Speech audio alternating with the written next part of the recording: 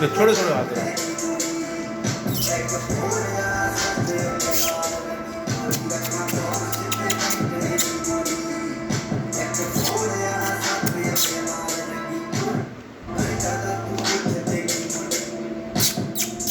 ले ले ले ले ले ऐसे रख नीचे बोल थोड़ा